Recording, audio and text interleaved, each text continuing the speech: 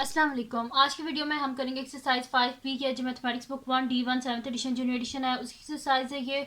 और इसका हम करेंगे जी क्वेश्चन नंबर 17 करेंगे। इससे जो पिछले क्वेश्चन से पहले करवा चुकी हूँ उसका लिंक मैं डिस्क्रिप्शन में दे दूँगी, आप वहाँ से देख लीजिएगा। और अगर अभी तक आपने मेरा चैनल सब्सक्राइब नहीं किया तो उसको सब्सक्राइब कर दीजिए और बेल आइकन को लाजमी प्रेस कर दीजिएगा ताकि आपको न्यू आने वाली वीडियोज़ के बारे में पता चल सके। तो स्टार्ट करते हैं। और इसको स्टार्ट करने से पहले अगर अभी तक आपने मेरा सेकंड चैनल जिसके बीच मेरी कुकिंग की, क्राफ्ट्स की और रीडर्स की वीडियोस है नहीं देखा तो उसका लिंक डिस्क्रिप्शन में है, उसको भी देख लीजिएगा और पसंद है तो सब्सक्राइब कर दीजिएगा। तो स्टार्ट करते हैं। क्वेश्चन नंबर 17 है, इन the United states of America a different unit is used to measure temperature. It is called the degree Fahrenheit. यानी कि वो कह रहे हैं कि जो अमेरिका है ना वहाँ पे टेम्परेचर जो है उसको मेजर किया जाता है फ़ारेनहाइट में। मोस्टली जो पाकिस्तान वगैरह इधर सेल्सियस में जो है वो मेजर किया जाता है, लेकिन वो कह रहे हैं कि यूनाइटेड स्टेट में मोस्टली जो है ना कॉमन जो टेम्परेचर है वो किस में मेजर किया जाता है, फ़ारेनहाइट में। The formula for the conversion of x degree Fahrenheit to y degree Celsius is. अब यहाँ पे कि हमें फार्मूला बता रहे हैं कि कन्वर्जन बता रहे हैं कि हम कैसे जो है वो फ़ारेनहाइट को सेल्सियस में कन्वर्ट कर सकते हैं। तो फार्मूला क्या है कि y इज इक्वल टू, जिसमें y जो है वो सेल्सियस को डिनोट कर रहा है और जो x है वो फ़ारेनहाइट को। तो y यानी कि सेल्सियस में temperature is equal to Fahrenheit -32, ये जो x है ये फ़ारेनहाइट है टेम्परेचर, -32 मल्टीप्लाई बाय 5/9। तो इसको क्वेश्चन को पूरा स्टार्ट करने से पहले मैं आपको दिखा देती हूँ कि जो टेम्परेचर होता है इसको मेजर करने के लिए जो मोस्ट कॉमन जो स्केल्स यूज़ होते हैं वो सेल्सियस और फ़ारेनहाइट यूज़ होता है।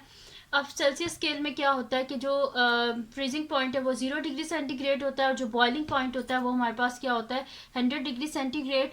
और ये जो कन्वर्जन है ये हमारे पास है फ़ारेनहाइट से सेल्सियस में, जो कि क्वेश्चन में भी गिवन है कि degree Celsius is equal to Fahrenheit -32 multiply by 5/9। और जो फ़ारेनहाइट हमारे पास स्केल होता है उसमें क्या होता है फ्रीजिंग पॉइंट 32 डिग्री फ़ारेनहाइट होता है और जो बॉइलिंग पॉइंट होता है वो 212 डिग्री फ़ारेनहाइट।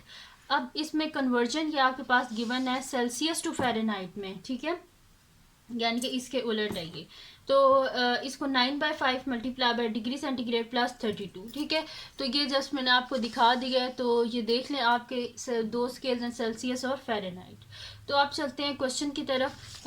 तो क्वेश्चन जो है वो हमारे पास इसका पढ़ते जाते हैं पार्ट्स और उनको साथ साथ सॉल्व करते जाते हैं। फर्स्ट इसका जो क्वेश्चन है पार्ट जो है वो इसमें यह है कि the highest temperature in the United State of America recorded in the death valley in California is 134 degree Fahrenheit. What is the temperature in degree centigrades. अब फ़ारेनहाइट्स में टेम्परेचर गिवन है, इसको कन्वर्ट करना है हमने डिग्री यानी कि सेंटीग्रेड्स में से। फ़ारेनहाइट में गिवन है और हमने सेल्सियस में इसको जो है वो मेजर करके बताना है, ठीक है। यानी कि y की वैल्यू को फाइंड आउट करना है। y हमारे पास क्या है, यहाँ पे c है और x क्या हमारे पास f है, ठीक है। तो यहाँ पे इसका सोल्यूशन स्टार्ट करते हैं सबसे पहले पार्ट का। तो इसको एज इट इज़ मैं यहाँ पे लिख लेती हूँ। सोल्यूशन फर्स्ट पार्ट कर रहे हैं हम, तो सोल्यूशन फर्स्ट पार्ट। अब y क्या है हमारे पास x -32 मल्टीप्लाई बाय 5/9, ठीक है जी। अब इसमें गिवन क्या हमारे पास वैल्यू फ़ारेनहाइट में गिवन है टेम्परेचर 134, तो बस x की जगह हमने क्या लिखना है 134। तो मैं यहाँ पे लिख देती हूँ when x is equals to 134, तो हमारे पास क्या आ जाएगा y is equals to 134 -32 multiply by 5/9। तो 134 में से 32 को हम माइनस कर लेते हैं, तो यहाँ पे मेरे पास क्या आ जाएगा 34 में 32 तो 102 मल्टीप्लाई बाय 5/9, ठीक है, ये मेरे पास आ गया। अब क्या कर लेते हैं, इसको हम मल्टीप्लाई कर लेते हैं। तो यहाँ पे साइड पे मल्टीप्लाई कर लेती हूँ 102 को 5 से, 5 2 10 0 1 कैरी 5 0 0 1 आ गया और 5 1 5। तो y इज इक्वल टू मेरे पास आ गया 5 10 डिवाइडेड बाय 9। तो इसको डिवाइड कर लेते हैं, 5 10 को 9 से डिवाइड कर देते हैं तो 51 के करीब क्या आता है हमारे पास 9 5 सा 45। तो यहाँ पे लिख देते हैं 45। 51 में से 45 को माइनस करें तो पीछे कितने बचते हैं हमारे पास, यहाँ पे 6 और ये 0 नीचे आ गया, 60 हो गया मेरे पास। अब यहाँ पे 9 की टेबल में 60 के करीब क्या आता है 9 6 हमारे पास होता है 54, तो 54 लिख लेते हैं। फिर 6 बचे, पॉइंट लगाएंगे 60, फिर 9 6 54, फिर 6 बचेंगे यहाँ पे, ठीक है। तो इसी तरह यानी कि ये आगे हमारे पास 6 6 ही आता जाएगा, ठीक है। तो इस वजह से मैं इसको यहाँ पे लिख देती हूँ कि y इज इक्वल टू, हमने जो है इसको 3 सिग्निफिकेंट तक लिखना है, तो आगे भी इसके 6 ही आता जाएगा, ठीक है। इसी तरह ये 6 क्योंकि यहाँ पे रिमाइंडर जो बार बार 6 आ रहा है, इस वजह से मैं इसे 3 सिग्निफिकेंट फिगर्स तक लिखूंगी तो मेरे पास आ जाएगा 56.6 के बाद 6 आ रहा है, तो जैसे ये 7 हो जाएगा, तो 56.7 और राउंड ऑफ मैंने इसे किया टू 3 सिग्निफिकेंट फिगर्स तक, ठीक है। तो ये आ गया हमारे पास फर्स्ट पार्ट का आंसर। अब कर लेते हैं इसका नेक्स्ट पार्ट जो कि हमारे पास है इसका जी सेकंड पार्ट को देख लेते हैं। तो सेकंड पार्ट है हमारे पास, during winter in United State of America it is very common for the temperature to fall below 0 degree centigrade. It is more or less common for the temperature to fall below 0 degree Fahrenheit. अच्छा, वो कह रहे हैं कि क्या होता है ना कि जो विंटर्स जब आते हैं तो यूनाइटेड स्टेट में वेरी कॉमन होता है कि जो टेम्परेचर है वो नीचे आ जाए 0 डिग्री से, लेकिन वो कह रहे हैं कि ये बहुत कम मतलब कि होता है कि जो टेम्परेचर है वो मतलब कि 0 डिग्री फ़ारेनहाइट से नीचे जाए। तो अब हम यहाँ पे एक्स को ले लेते हैं 0 और फ़ारेनहाइट, क्योंकि वो मोस्टली कह रहे हैं कॉमनली 0 ही रहता है, ठीक है। और यहाँ से हम देख लेते हैं कि अगर हमारे पास फ़ारेनहाइट 0 डिग्री सेंटीग्रेड है, 0 डिग्री फ़ारेनहाइट है हमारे पास, एक्स है, तो हम देखेंगे कि हमारे पास वाई की वैल्यू क्या आएगी, यानी कि सेल्सियस में उस वक्त वो टेम्परेचर क्या होगा। अगर फ़ारेनहाइट में 0 डिग्री है तो सेल्सियस में देखेंगे हमारे पास क्या टेम्परेचर होगा, ठीक है। तो यहाँ पे स्टार्ट करते हैं, मैं लिख देती हूँ इसका सोल्यूशन। अब हमारे पास इसका सेकंड पार्ट है, मैं यहाँ पे लिख दूँगी सोल्यूशन सेकंड पार्ट।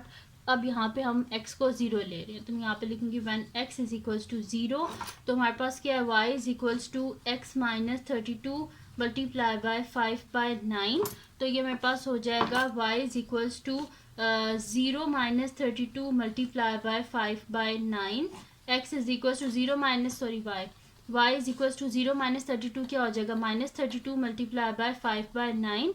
अब क्या कर लेते हैं, इसको 32 से मल्टीप्लाई कर देते हैं, तो मैं यहाँ पे लिख देती हूँ 32 मल्टीप्लाई बाय 5, 5 2 10, 5 3 15, 150 आ गया मेरे पास। तो यहाँ पे मेरे पास क्या आ जाएगा कि यहाँ पे मेरे पास सॉरी आया था 5 2 10, 1 कैरी हो गया था, 5 3 15, 116, ठीक है।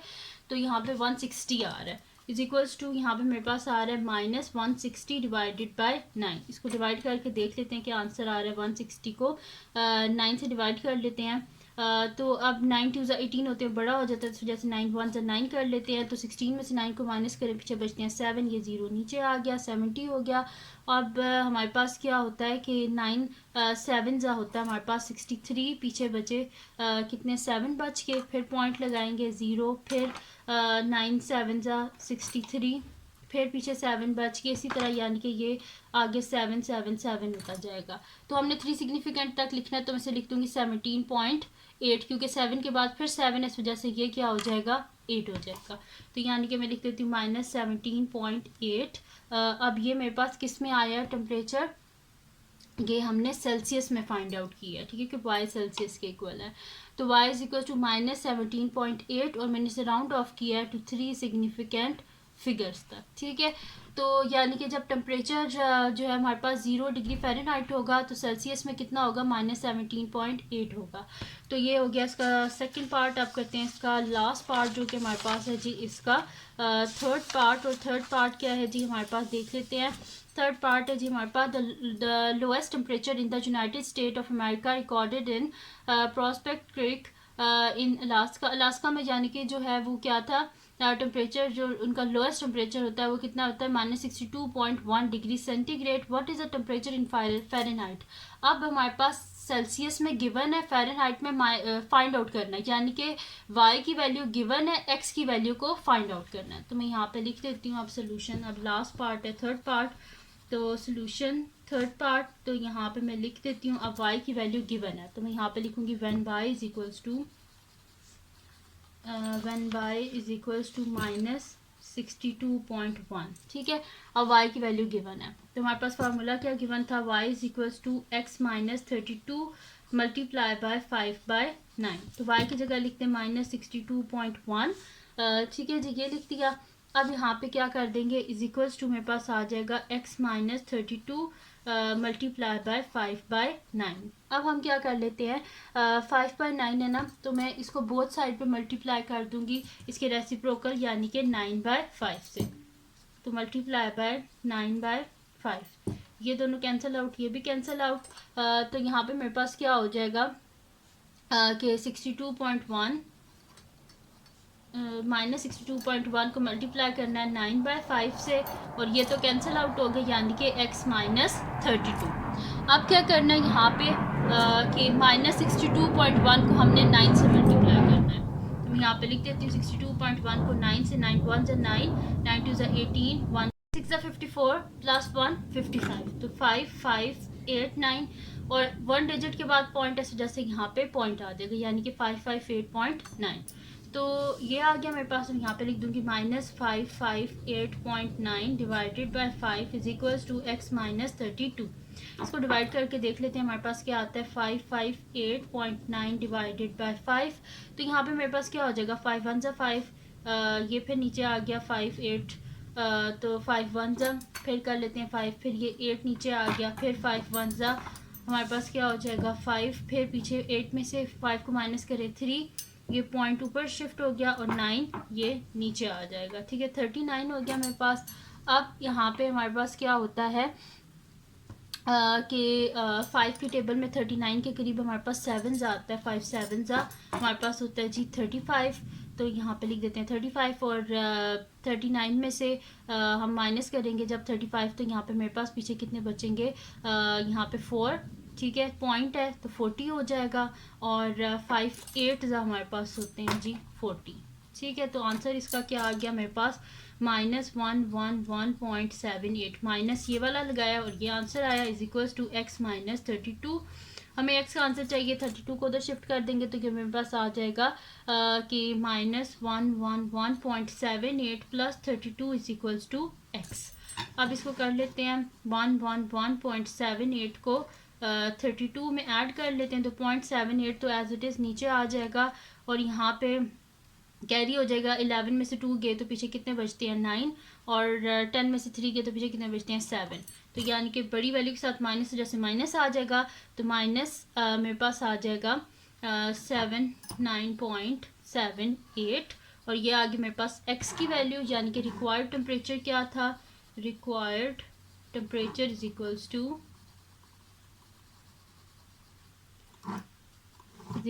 -7 9.7 के बाद 8 है, तो इसको हम क्या कर देंगे, ये भी 8 ही हो जाएगा, क्योंकि हमें 3 सिग्निफिकेंट फिगर्स तक चाहिए होता है, 0.8 और डिग्री फ़ारेनहाइट, और राउंड ऑफ किया जी टू 3 सिग्निफिकेंट फिगर्स तक। तो ये आ गया हमारे पास आंसर। इसके जो पिछले पार्ट्स हैं उसमें मैंने डिग्री नहीं लिखी, तो यहाँ पे जो फर्स्ट पार्ट था इसमें उन्होंने कहा था कि डिग्री सेंटीग्रेड्स में, तो यहाँ पे डिग्री सेंटीग्रेड्स, और यहाँ पे भी जिसका सेकंड पार्ट था उसमें भी जो टेम्परेचर है वो हमने जब बिलो करना था 0, तो यहाँ पे y का आंसर मेरे पास 0 डिग्री सेंटीग्रेड। ठीक है, तो y जो था ये सेल्सियस में था जैसे डिग्री सेंटीग्रेड, और जो लास्ट वन था फ़ारेनहाइट में था, इस वजह से उसका आंसर डिग्री फ़ारेनहाइट। तो ये थी जी आज की वीडियो। अगर आपको पसंद आई हो तो उसको लाइक कीजिएगा, मेरे चैनल को सब्सक्राइब कीजिएगा, और बेल आइकन को लाजमी प्रेस कर दीजिएगा ताकि आपको न्यू आने वाली वीडियोज़ के बारे में पता चल सके। और जो मेरे सेकंड चैनल है जिसके बीच मेरी कुकिंग की, क्राफ्ट्स और रीडर्स की वीडियोज़ हैं, उसका लिंक भी डिस्क्रिप्शन में, उसको भी सब्सक्राइब कर दीजिएगा, और अपनी दुआ में लाजमी याद रखिएगा। अल्लाह हाफिज़।